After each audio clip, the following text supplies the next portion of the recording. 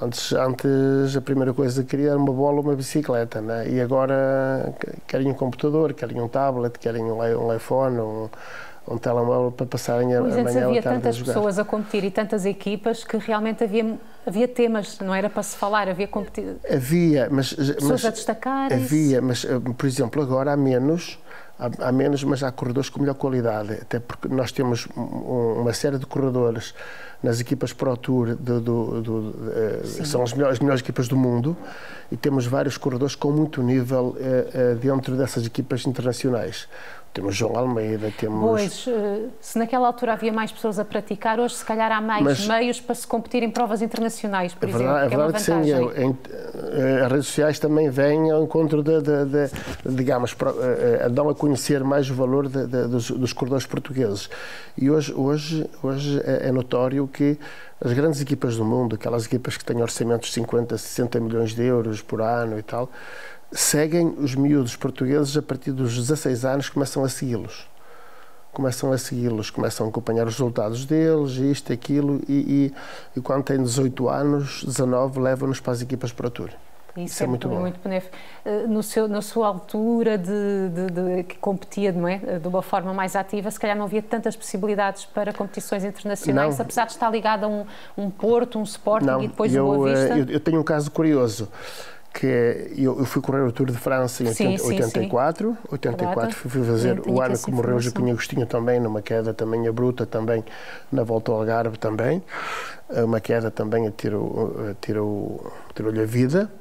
E nós fomos correr o Tour de França órfãos do Agostinho. O Agostinho morreu em maio, e nós fomos correr o Tour de França em julho e pronto.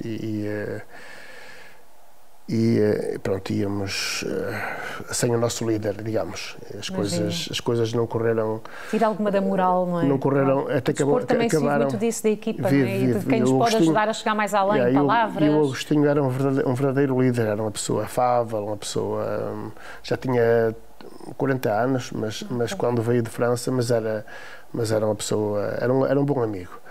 E até nos acabou por correr bem, porque o Paulo Ferreira ganhou uma etapa do Tour de França, logo no primeiro ou segundo dia do Tour, ganhou uma etapa e as coisas acabaram até por correr bem. Mas pronto, o ciclismo tem...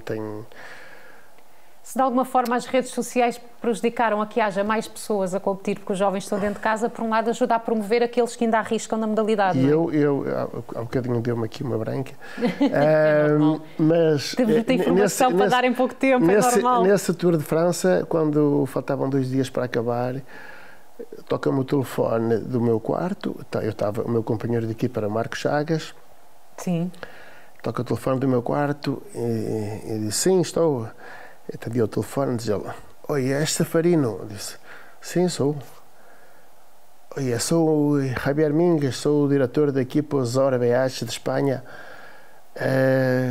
Podes baixar um pouco? Hablamos na recepção um pouco e tal. Sim. E eu: sim, ok, já. Fui convidado a correr para uma equipa espanhola profissional, altamente profissional. E na altura estava em que clube? Quando eu estava no Sporting. No Sporting já. E durante o Tour de França... veio falar comigo e passado uns dias assinei pela equipa espanhola. Que giro. E ficou quanto tempo com esse grupo? Estive um ano com eles. Ainda é bastante. Estive um ano, mas pronto, depois pedi-lhes a eles para sair, porque eles queriam que eu continuasse. Eu disse que não, porque as provas de princípio do ano eram muito, muito, muito frias. A volta à Espanha corria-se em abril e eu tinha, com o frio, não funcionava bem. Não funcionava bem, não. Então, uma coisa... Já vou querer falar do Boa Vista consigo, mas já que estávamos a falar do frio não funcionar tão bem, ainda hoje em dia ficou com algumas mazelas depois de ter sido assim um atleta de alta competição? Fiquei com muitas. Fica-se, não é? Parti as 2 clavículas, parti um braço. Em quedas? E o ano passado, em agosto, eu estou avançando um pouco o tema, já com 62 anos de idade, ao pé da minha casa, ali em Fão, apanhei uma lomba na berma da estrada, caí e parti o externo e parti 7 costelas. Caramba, e fiz um pneumotórax bilateral. Quanto tempo demorou a recuperar, Safarino? Passado 2 meses estava na bicicleta. E o que é que faz uma pessoa recuperar tão bem, não se assustar com esses acidentes e parar a meio? do percurso, deste percurso de ciclismo, de vida de atleta?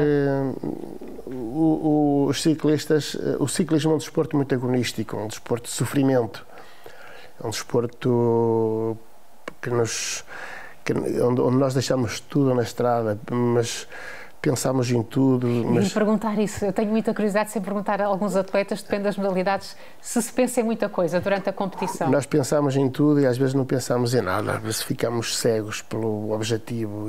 Não se resolve nada nesses pensamentos todos, digamos. Então somos muito focados e com uma capacidade de sofrimento incrível. Os ciclistas têm uma capacidade de sofrimento incrível. Aquele movimento repetitivo, não é? De estar incrível, e saber que...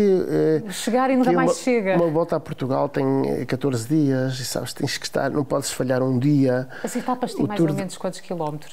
Da volta a Portugal tem a volta de uma média geral 160, 170 quilómetros, umas mais, outras menos. Mas o Tour de França tem 21 etapas, uma volta à Espanha, um Giro de Itália, tem 21 dias de competição seguidos. Então tens que estar sempre ao mesmo nível, não podes falhar um dia sequer. E quando tens um dia menos bom, naquele dia tens que sofrer aquilo que nunca sofreste na tua vida. Tens que dar o litro, tens que... Por um segundo se ganha um Tour de França, por um segundo se perde um Tour de França. E então, como é que se preparava para esses dias seguidos? Tens que recuperar, descansar, alimentar-te bem. No dia seguinte, desligar o botão para uma série de coisas que se passa lá fora. Outra vez tortura. No dia seguinte, tortura outra vez. Todos os dias tortura. É evidente que não, é um desporto muito agonístico. O ciclismo comer bem e descansar, então o facto de eu ter partido a clavícula, os braços e não sei o quê e tal, para mim, olha, aconteceu normal, pronto. Mas faz parte. Mas já que há 12 anos parti 7 costelas, já também do outro lado também. Numa prova de BTT, um ciclismo para todos, uma prova de BTT também caí e tinha partido 7 costelas do outro lado. Quer dizer, o grande desafio do ciclismo é evitar as quedas, pronto, está visto. Não, mas eu costumo dizer que... Porque também vão a uma velocidade, qualquer queda é mais danosa. Quase todos os ciclistas têm uma clavícula partida, a fratura mais frequente do Eu já entrevistei um que me confidenciou que se foi casar com a clavícula partida depois de uma prova.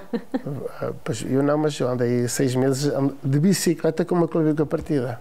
Porque não podia ser operado à clavícula, então andava para ventilar. Fiz uma perfuração da pleura, então tinha que expandir a pleura e a melhor coisa era andar de bicicleta. Como é que foi parar ao Boa Vista, Zafirino? Olha, fui para a Boa Vista... Foi o último clube onde esteve? Foi o último clube onde eu iniciei a minha carreira de diretor desportivo. Eu estava no Sporting, foi Sporting, e o último ano, eu fiz 3 anos no Sporting. Ainda? 86, 86, 87. E então o professor Zé Santos, que era o diretor desportivo, e o Sr. Tabarrijo, que é a figura emblemática do Boa Vista no que diz respeito ao ciclismo, subinspetor da Judiciária, em minha casa, Zafirino, queremos que venhas para o Boa Vista e tal. Porque também era conveniente para estes clubes terem nomes consagrados, não é? Ligados às modalidades. É verdade que sim. Então lá discutimos o nosso contrato e no dia ficou acordado que eu ia correr para o Boa Vista, ok, sim senhor e tal. E é verdade que o Boa Vista é uma equipa com nome e tal, mas pronto. Acho que dei alguma ajuda ao professor Zé Santos. Tinha muito por fazer na área do ciclismo, Boa Vista, apesar de ter um nome muito conhecido. Tinha, sim senhor, tinha. Depois de passar por um Sporting com os departamentos tão bem montados em várias modalidades, já há um contraste, não é? Mas por um lado, se calhar foi por isso que também vira diretor, não é? Foi pela vontade de fazer coisas que ali percebeu que havia necessidade de fazer. Que na altura que uni bastante a equipa, que ajudei o professor José Santos a unir bastante a equipa, tínhamos uma equipa altamente competitiva, tínhamos um corredor, 2 ou 3 bons corredores, apareceu o Delmino Pereira também, que é agora atual presidente da Federação Portuguesa de Ciclismo, apareceu também um jovem e no primeiro ou segundo ano deu logo mostras de ser um corredor espetacular, outro moço que era um espetacular, era o falecido José Santiago também, morreu em acidente, mas também acidente de carro, mas outros corredores, António Alves, e formamos um grupo incrível no Boa Vista.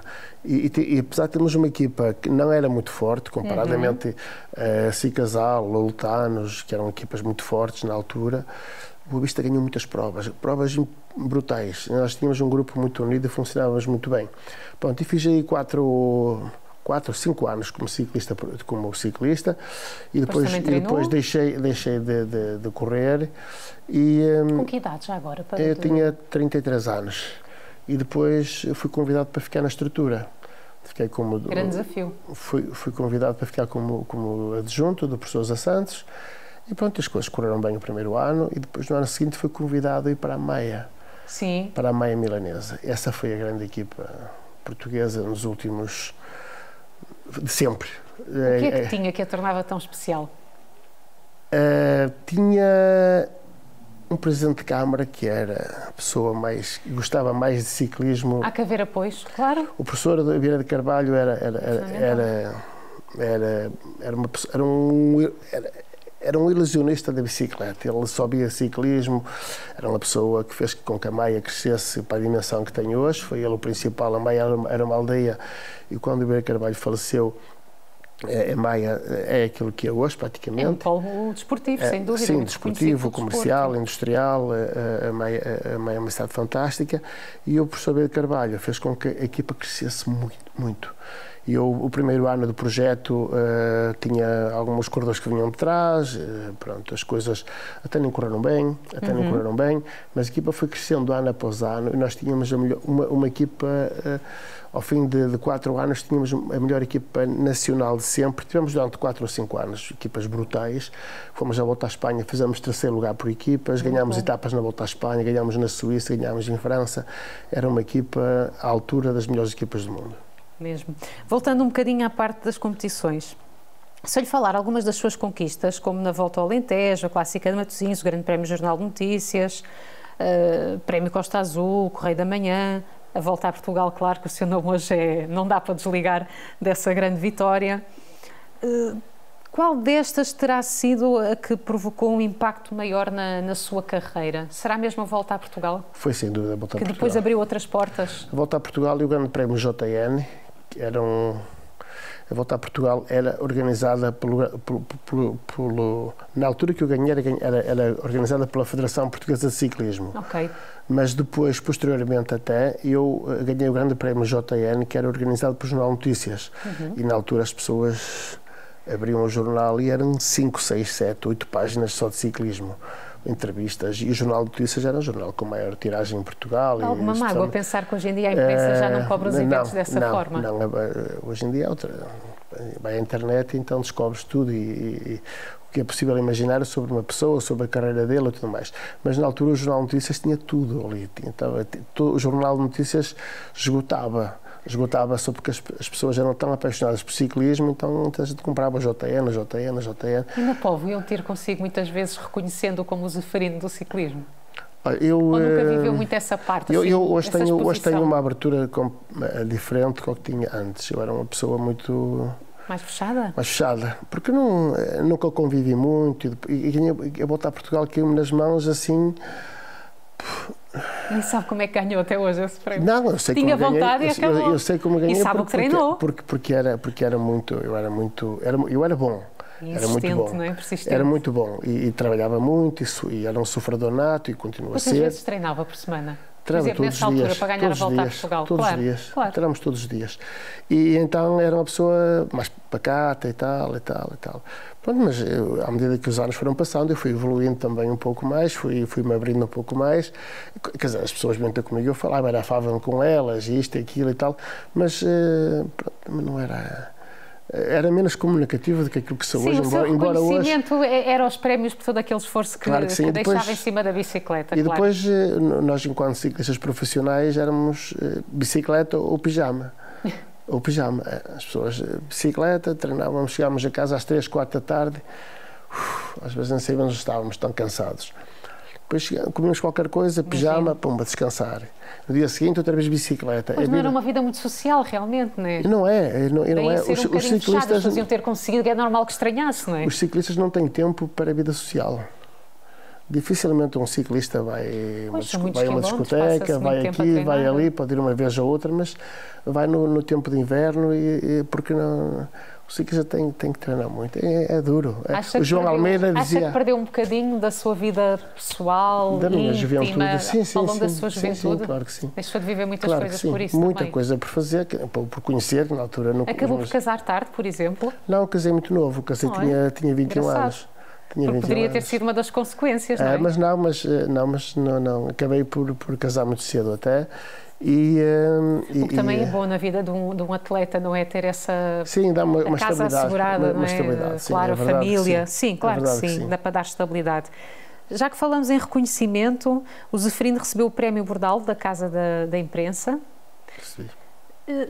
Que impacto teve para si receber um prémio desta dimensão, que, para quem não sabe, os nomes são eleitos por todos os diretores dos órgãos de comunicação e, portanto, são pessoas que estão muito atentas à atualidade e conhecem vários nomes, sabem o que se passa, portanto, o seu nome não foi escolhido por acaso, é realmente por mérito.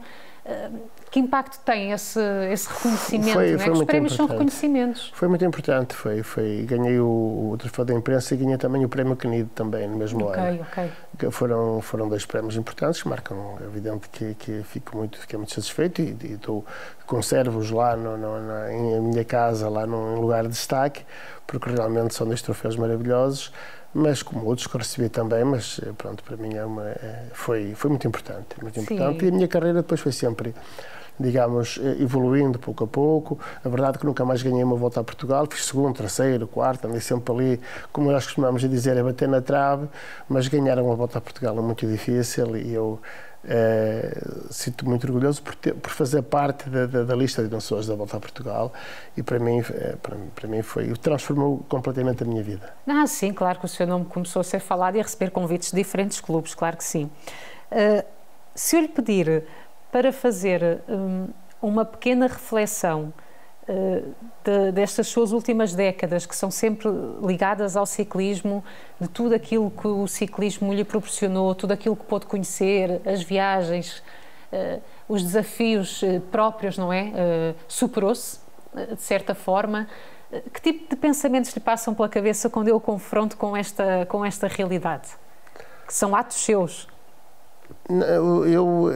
O ciclismo evoluiu tanto nos últimos anos, desde o meu início de ciclista até a era de hoje, eu continuo a ser um ciclista, mas de passeio.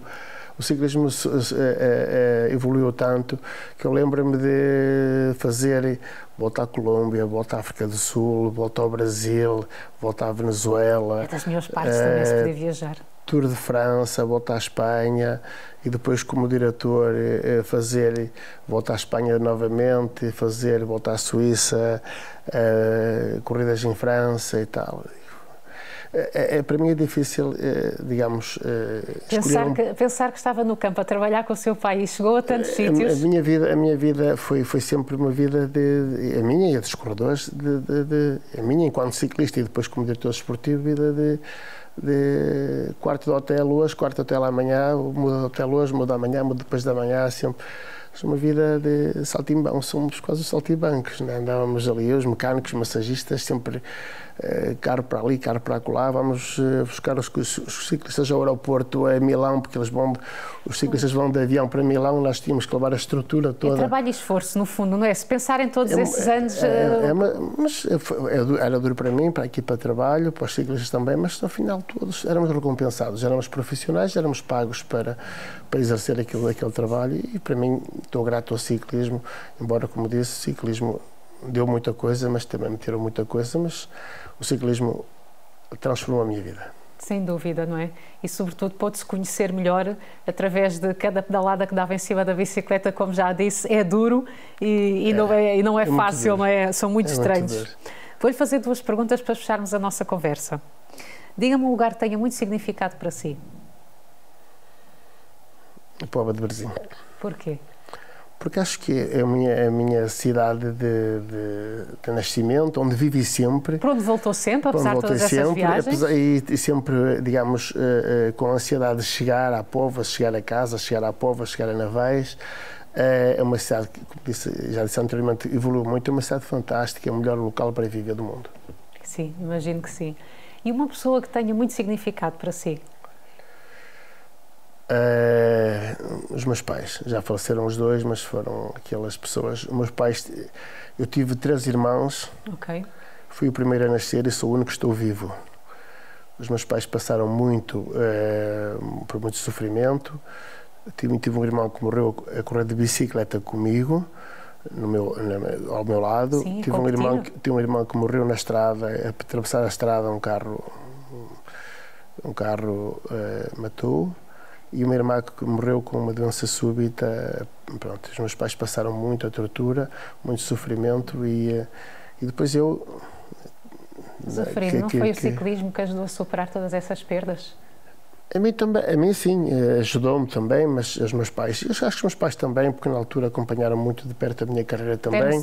São pessoas, de certa forma, não é, com aquilo que o filho lhe estava a proporcionar, essas novidades todas. Pessoas muito sofredoras, sofreram muito, especialmente a minha mãe sofreu muito, da perda de 3 filhos. Não é fácil, mas também acompanharam muito cedo a minha carreira, mas eram pessoas amarguradas, nomeadamente a minha mãe, muito amargurada, mas pronto. Com motivos, não é? De vida dura. Agora já percebo porque é que me disse que era uma pessoa fechada. Acho que não tem a ver só com as horas todas que passava sozinho na bicicleta. São refúgios, não é? Que nós encontramos para escapar a certas realidades que nos são trazidas sem nós as escolhermos, não é? No fundo é isso. Quero-lhe desejar muita sorte para tudo aquilo que o Zefirino ainda continua a fazer atualmente pelo ciclismo. São muitas as provas que organiza. Muitas. Para quem nos estiver a ouvir nesta conversa, ou que não conheça o Zefirino, ou que o reconheça só como atleta de alta competição, existe alguma página onde as pessoas possam ficar a par de todas estas provas que o Zefirino ajuda a organizar? Sim, basta entrarem em bikeservice.pt que temos lá todas as provas de ciclismo, de atletismo e BTT, outra vertente do ciclismo, né? Que nós organizamos 11 eventos, 7 grão-fundos, 2 provas de atletismo, que é o Grande Prémio de São Pedro e a Corrida do Reis, e depois a Maratona Internacional da Póvoa de Varzim em BTT e o Raio das Maceiras em BTT também. Que 2 palavras podemos deixar para quem nos estiver a ouvir,